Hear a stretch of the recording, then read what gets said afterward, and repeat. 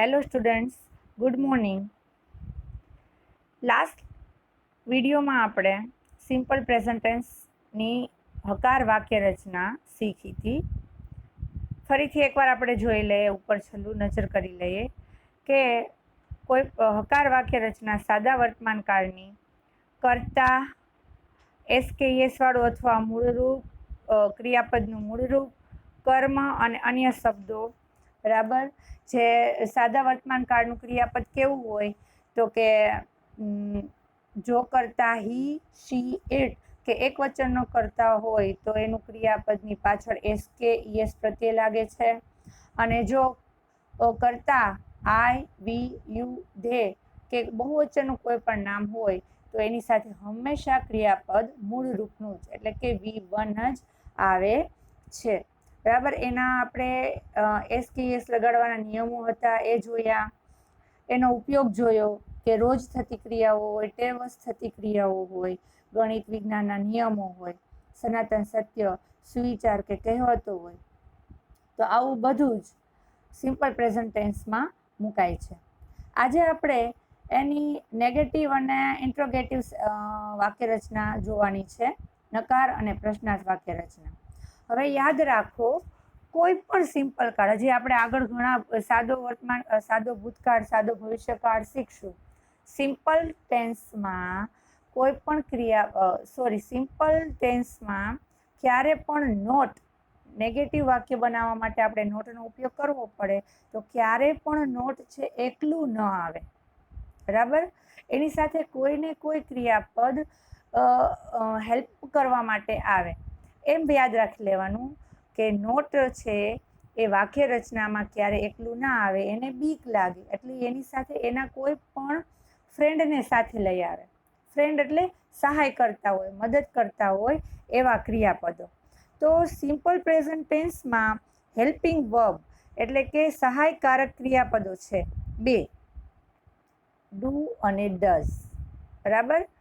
નોટને અથવા પ્રશ્નાર્થ ચિહ્નને જો આપણે વાક્યમાં લઈ આવવું હોય તો સિમ્પલ પ્રેઝન્ટ ટેન્સમાં એના બે ફ્રેન્ડ છે, ડુ અને ડઝ, કે જે એની હેલ્પ કરવા માટે આવે. એટલે ડુ કે ડઝ બેમાંથી એક એ એની મદદ કરવા માટે આવે. તો આપણે યાદ રાખશું, સાદા વર્તમાન કાળનું નકાર વાક્ય કે પ્રશ્નાર્થ વાક્ય હોય, અથવા આપણે નકાર કરવું હોય કે પ્રશ્નાર્થ કરવું હોય તો એની સાથે બે સહાયકારક ક્રિયાપદો ડુ કે ડઝ બેમાંથી એક વાક્યના કર્તા પ્રમાણે મુકાય છે, બરાબર. ડુ કે ડઝ એને મદદ કરવા માટે આવે. ખાસ યાદ રાખવાનું છે, નકાર કરવું હોય તો ક્યારેય વચ્ચે નોટ એકલું નહીં મૂકી દેવાનું, એની સાથે ડુ અથવા ડઝને લખવાનું જ. અને ડુ કે ડઝ આવે એટલે આપણું જે મુખ્ય રાજા, આપણું મુખ્ય ક્રિયાપદ કોણ છે? V1, બરાબર. એ મૂળ રૂપનું થઈ જાય, જે આખા વાક્યનો રાજા છે, આપણું ક્રિયાપદ. મેં તમને કીધું હતું કે આપણું હૃદય જેમ આપણા શરીરને ચલાવે છે એમ કોઈ પણ વાક્યને ઓળખવા માટે એનું ક્રિયાપદ છે એ અગત્યનો ભાગ છે, તો એ વાક્યનો રાજા ગણાય, બરાબર. જ્યારે પણ ડુ કે ડઝ વાક્યની અંદર આવે નોટની સાથે કે પ્રશ્નાર્થની સાથે, એટલે આપણું મુખ્ય ક્રિયાપદ છે એ મૂળ રૂપનું થઈ જાય છે, બરાબર. જો ડુ ક્યારે આવે ને ડઝ ક્યારે આવે? જો આપણો કરતા હી, શી, ઇટ અથવા તો એક વચનનો હોય તો એની સાથે ડઝ મૂકવું.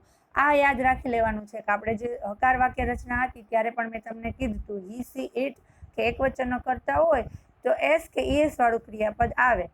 તો અહીંયા પણ સેમ એ જ, હી, સી, ઇટ કે એક વચનનો કરતા હોય તો એસ કે ઈએસ વાળું એટલે કે ડઝ મુકાય છે. અને જ્યારે બીજા બધાય કરતા એટલે કે આઈ, વી, યુ, ધે અથવા તો બહુવચનનો કરતા હોય તો ડુ મુકાય છે. સમજાઈ ગયું? જે અગાઉ જે વાક્ય રચના હતી એની જેમ જ આ બેને ઓળખવાના છે. હી, સી, ઇટ એક વચનનો કરતા હોય તો ડઝ, અને આઈ, વી, યુ, ધે બહુવચનનો કરતા હોય તો ડુ મુકાય છે. ફરીથી કહી દઉં, નકાર અને પ્રશ્નાર્થ વાક્યમાં ડુ, ડઝ આવવું જરૂરી છે, બરાબર. જોઈએ એની ફોર્મેશન જોઈએ નકાર વાક્ય રચનાની. નકારની. જો નકાર વાક્ય રચનામાં સૌથી પહેલા કર્તા, પછી બીજા નંબરે ડુ કે ડઝ, એને પછી નોટ અને ક્રિયાપદનું મૂળ રૂપ. આ ખાસ યાદ રાખવાનું છે. ડુ કે ડઝ આવે એટલે આપણું ક્રિયાપદ છે મૂળ રૂપનું થઈ જાય. ગમે એવો કરતા હોય તો એસ કે એસ કાંઈ ન લાગે. V1 નું V1, ઈટ હોય તો ઈટ, પ્લે હોય તો પ્લે, જેવું ક્રિયાપદ છે એવું ને એવું. પણ ક્યારે? તો કે જ્યારે આપણું વાક્ય નકાર હોય અને એની સાથે ડુ કે ડઝ આવ્યું હોય ત્યારે. પ્રશ્નાર્થ વાક્ય રચના જોઈએ. જેમ આપણે અગાઉ શીખી ગયા હતા, તમે 6ઠા 7મામાં હતા ત્યારે પ્રશ્ન વાક્ય બનાવવું હોય તો જે એમાં એમ, ઇઝ કે આર હોય તમે એને આગળ લઈ લેતા એટલે એ વાક્ય પ્રશ્નાર્થ બની જતું, પાછળ પ્રશ્નાર્થ ચિહ્ન મૂકી દેતા. સેમ એવી જ રીતે અહીંયા પણ પ્રશ્ન વાક્ય બનાવવા માટે ડુ કે ડઝ છે એ વાક્યની શરૂઆતમાં મુકાય છે, પછી એનો કર્તા અને પછી નિયમ પ્રમાણે ક્રિયાપદનું મૂળ રૂપ, કર્મ અને અન્ય શબ્દ અને પછી પ્રશ્નાર્થ ચિહ્ન. બરાબર? એટલે એની પ્રશ્નાર્થ વાક્ય રચના થશે ડુ કે ડઝ વત્તા કર્તા વત્તા મૂળ રૂપ વત્તા કર્મ વત્તા અન્ય શબ્દો. ફરીથી એકવાર ખાસ યાદ રાખી લ્યો કે ડુ ડઝની સાથે હંમેશા ક્રિયાપદ છે મૂળ રૂપનું જ આવે. બરાબર? અને ડુ ડઝ ક્યારે આવે? તો કે વાક્ય નકાર હોય અથવા પ્રશ્નાર્થ હોય તો જ એને નોટને અને પ્રશ્નાર્થ ચિહ્નને હેલ્પ કરવા માટે એના બે ફ્રેન્ડ આવે એની સાથે, ડુ અને ડઝ. ડુ ડઝ વગર નોટ કે પ્રશ્નાર્થ ચિહ્ન વાક્યમાં હોઈ શકે નહીં. ખાસ યાદ રાખજો આ વસ્તુ. ફરીથી એકવાર કહી દઉં છું કે ડુ ડઝ વાક્યમાં જો વાક્ય નકાર કે પ્રશ્નાર્થ હોય તો જ આવે અને એની સાથે ક્રિયાપદ હંમેશા મૂળ રૂપનું જ થાય. એટલે કે ડુ ડઝ નોટ એના ફ્રેન્ડને એની સાથે વાક્યની વચ્ચે લઈ આવે એટલે જે આપણો મુખ્ય રાજા છે એ મૂળ રૂપનો થઈ જાય, કે જેવું રૂપ છે એનું એવું ને એવું રહે. બરાબર? એનું જેવું રૂપ છે એવું ને એવું રહે, એમ યાદ રાખી લેવાનું. હવે આ કાળને સિમ્પલ પ્રેઝન્ટ ટેન્સને ઓળખવા માટે કેટલાક શબ્દો છે. ટાઈમ ઇન્ડિકેટિંગ વર્ડ્સ છે કે જે વાક્યની અંદર હોય તો પણ આપણને ઓળખાય છે કે આ સિમ્પલ પ્રેઝન્ટ ટેન્સનું જ વાક્ય છે.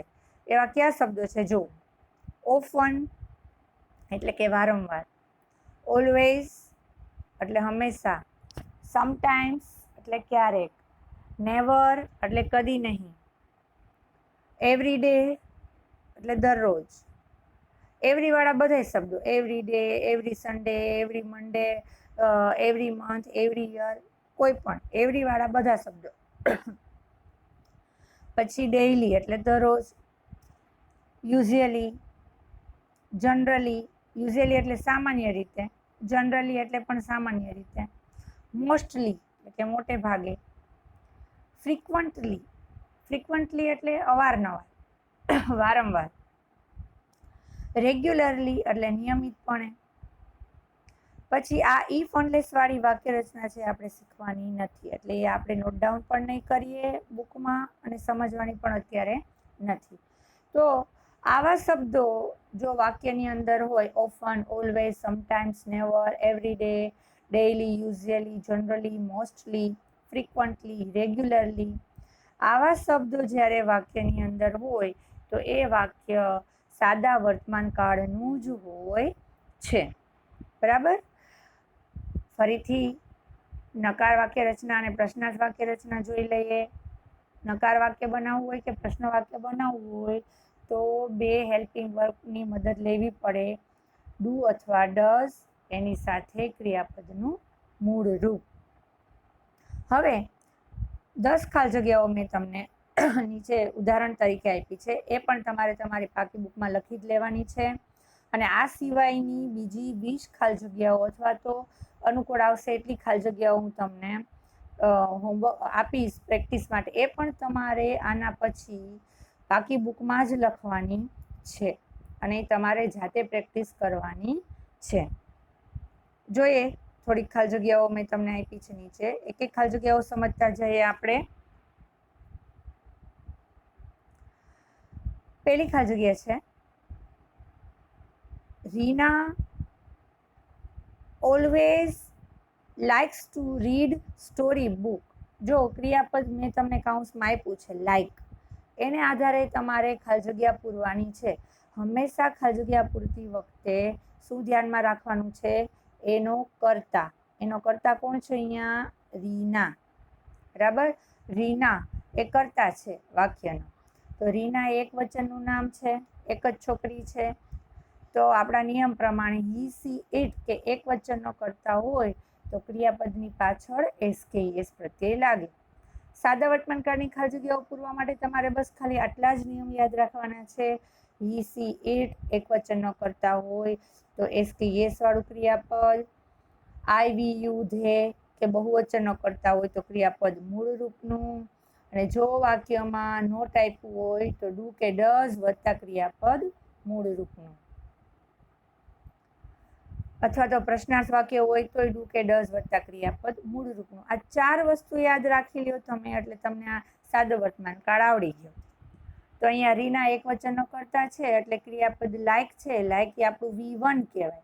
તો એની પાછળ આપણે એસ પ્રત્યય લગાડી દીધો એટલે લાઇક્સ થઈ ગયું. બરાબર. બીજી ખાલી જગ્યા,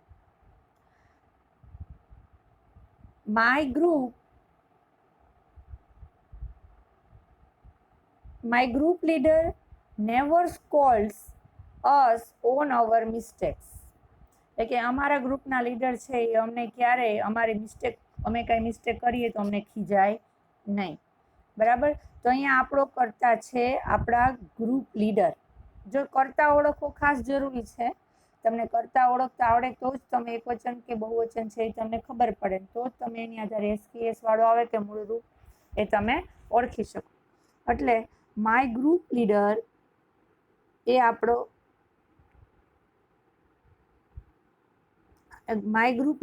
આપણો કર્તા છે. ગ્રુપ લીડર એક જ છે એટલે સ્કોલ્ડની પાછળ આપણે એસ લગાડ્યું, સ્કોલ્ડ્સ કર્યું. બરાબર. હવે ત્રીજી ખાલી જગ્યા, Samir does not come to the school with us daily. જો અહીંયા મેં સમીર આપ્યું, પછી એક ખાલી જગ્યા આપી હશે, પછી નોટ આપી દીધું હશે તમને, અને પછી એક ખાલી જગ્યા, એટલે 2 ખાલી જગ્યાઓ આપી હશે એકની અંદર. તો નોટ આવ્યું એટલે તરત આપણા મગજમાં વિચાર આવવો જોઈએ કે નોટ આવે એટલે ડુ કે ડઝ આવે, અને ડુ કે ડઝ આવે એટલે આપણો રાજા રિસાઈ જાય, એટલે કે આપણું ક્રિયાપદ જે મુખ્ય ક્રિયાપદ છે એ મૂળ રૂપનું જ રહે, એટલે કે જેવું છે એવું ને એવું રહે. તો અહીંયા સમીર આપણો એક વચનનો કર્તા છે. સમીર આપણો અહીં એક વચનનો કર્તા છે એટલે એક વચનના કર્તાની સાથે એસ કે એસ વાળું એટલે કે ડઝ ક્રિયાપદ આવ્યું. બરાબર. એટલે ડઝ આવે એટલે આપણો રાજા રિસાઈ જાય, એટલે કે આપણું ક્રિયાપદ મૂળ રૂપનું જે કમ આપ્યું છે મેં કાઉન્સમાં, કમનું કમ મૂકી દેવાનું. બરાબર. Samir does not come to the school with us daily. બરાબર, કે સમીર અમારી સાથે દરરોજ સ્કૂલે આવતો નથી. હવે ચોથી ખાલી જગ્યા જોઈએ, જે પ્રશ્નાર્થ ચિહ્ન છે, પ્રશ્ન વાક્ય રચના છે. જો પાછું પ્રશ્નાર્થ ચિહ્ન આપ્યું તો ફરીથી નિયમ યાદ આવી જવો જોઈએ. પ્રશ્ન વાક્ય રચના છે એટલે વાક્યની શરૂઆતમાં જ ડુ કે ડઝ આવશે. બરાબર. જો WH વાળા પ્રશ્નો હોય તો એના પછી, કે વોટ કે હુ કે આપ્યું હોય તો એના પછી, પણ ના આપ્યું હોય સીધી જ ખાલી જગ્યા હોય તો વાક્યની શરૂઆતમાં ડુ કે ડઝ આવે. બરાબર. જોઈએ, પેલી ખાલી જગ્યા આપી ડઝ યોર બ્રધર, પછી પાછી ખાલી જગ્યામાં વર્ક ઇન ધીસ ઓફિસ. શું થાય? Does your brother work in this office? શું તારો ભાઈ આ ઓફિસમાં કામ કરે છે? એમ પ્રશ્ન પૂછ્યો છે કે શું તારો ભાઈ આ ઓફિસમાં કામ કરે છે? તો અહીંયા આપણો કર્તા છે યોર બ્રધર. એ આપણો કર્તા છે. તો આપણો યોર બ્રધર, તો એમાં બ્રધર જુઓ એક વચન છે. એક વચન હોય એટલે નિયમ પ્રમાણે ડઝ આવશે, અને ડઝની સાથે ક્રિયાપદ મૂળ રૂપનું એટલે કે V1, એટલે કાઉન્સમાં જે તમને વર્ક આપ્યું છે વર્કનું વર્ક એમ ન મૂકી દેવાનું. સમજાઈ ગયું? પાંચમી ખાલી જગ્યા જોઈએ,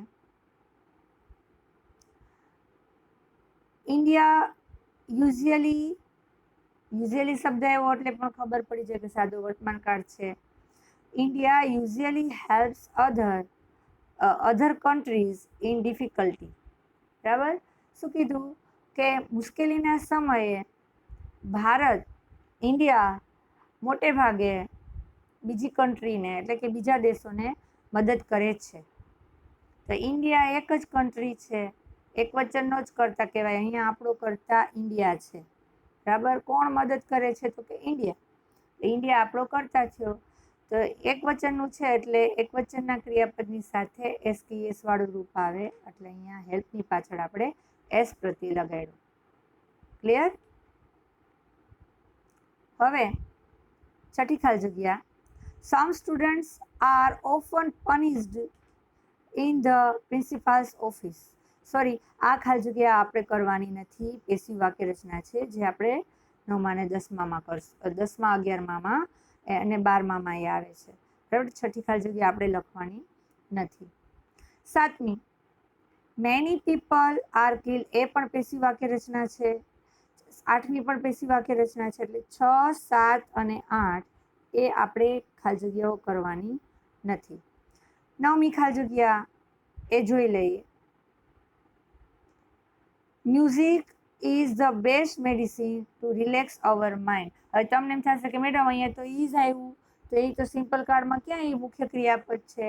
પણ જો કાઉન્સમાં તમને બી આપ્યું, બી એ મુખ્ય ક્રિયાપદ છે. તમે ચોથા ધોરણથી નહીં પણ તમે કહે ને કે ત્રીજા ધોરણથી શીખા છો ટુ બીના ક્રિયાપદો. ટુ બીના 3 ક્રિયાપદો વર્તમાન કાળના, એમ, ઇઝ અને આર. જ્યારે પણ કાઉન્સમાં તમને બી આપ્યું હોય તો તમારે એમ, ઇઝ અને આરથી ખાલી જગ્યા પૂરવાની. એમ, ઇઝ, આર એ પણ વર્તમાન કાળના જ ક્રિયાપદો છે, પણ એ ટુ બીના ક્રિયાપદ તરીકે ઓળખાય છે. બરાબર, એટલે કાઉન્સમાં બી આપ્યું છે તો મ્યુઝિક એક વચનનો કરતા છે, એટલે એક વચનની સાથે એમ, ઇઝ અને આરમાંથી આપણે ઇઝ પૂરશું. Music is the best medicine to relax our mind. Our mind, આપણા મગજને રિલેક્સ કરવા માટેની બેસ્ટ મેડિસિન મ્યુઝિક છે.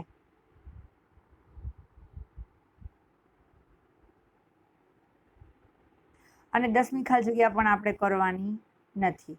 બરાબર, આની સાથે હું બીજી ખાલી જગ્યાઓ તમને પ્રેક્ટિસ માટે મોકલીશ, જે તમારે 4 બાબતોની સાથે યાદ રાખીને પૂરવાની છે. ફરીથી 4 બાબતો યાદ કરાવી દઉં. જો વાક્ય હકાર હોય તો એક વચનનો કરતા હી, સી, ઇટ, કે એક વચનનો કરતા હોય તો એસ કે ઈએસ વાળું ક્રિયાપદ. બીજું, આઈ, વી, યુ, ધે કે બહુવચનનો કરતા હોય તો ક્રિયાપદ મૂળ રૂપનું મૂકવાનું. ત્રીજું, જો વાક્ય નકાર કે પ્રશ્નાર્થ હોય તો, અને એક વચનનો કરતા હોય કે હી, સી, ઇટ કરતા હોય તો વાક્યમાં ડઝ અને એની સાથે મૂળ રૂપ. ચોથું, જો વાક્યમાં નકાર ને પ્રશ્નાર્થ હોય અને બહુવચનનો કરતા હોય કે આઈ, વી, યુ, ધે હોય તો ડુ અને એની સાથે ક્રિયાપદ મૂળ રૂપનું. સમજાઈ ગયું? તો આ બધું તમારે સિમ્પલ પ્રેઝન્ટ ટેન્સ આજે આપણે અહીંયા પૂરો કરશું. એના 20 ખાલી જગ્યાઓ જે પ્રેક્ટિસ માટે આપું છું એ પણ તમારે પાકી બુકમાં લખવાની છે. બરાબર, અને પ્રેક્ટિસ કરવાની છે. ચાલો, બાય બાય.